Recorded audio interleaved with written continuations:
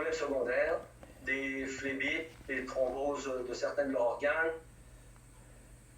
des atteintes de leurs reins qui ont besoin d'hémodialyse. Donc, toutes les ressources sont sous tension, puis surtout, les infirmières, les médecins, ça fait maintenant 4 semaines qu'on est en état d'alerte totale, 6 semaines qu'on se prépare dans tout ça, donc va falloir penser à la relève, et c'est pour ça qu'il y a des appels qui sont lancés depuis quelques jours par les médecins formés à l'étranger, parce qu'on a beaucoup de compétences, beaucoup de talents qu'on laisse sur le carreau actuellement, inutilement à cause des résistances qu'il y a dans le réseau. Je ne sais pas où ça se situe, est-ce que c'est les fédérations, est-ce que c'est le collège, je ne sais pas.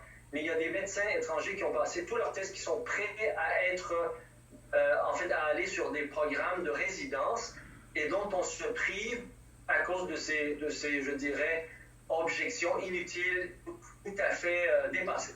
Je vous avoue que ça étonne d'entendre cela. On va se laisser là-dessus, Dr Kadir, mais en même temps, avez-vous une idée au moment où on appelle des soldats pour venir aider à nos personnes âgées en CHSLD, il y en aurait combien de médecins formés à l'étranger qui ne peuvent travailler ou en tout cas pratiquer ici au Québec en ce moment même, là?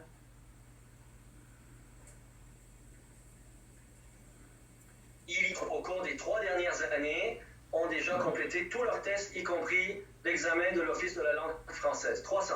Chaque année, depuis des années, année après année, on laisse sur le carreau. En fait, on laisse libre 50 à 60 postes en résidence en médecine familiale et on ne les prend pas pour des raisons vraiment qui m'échappent.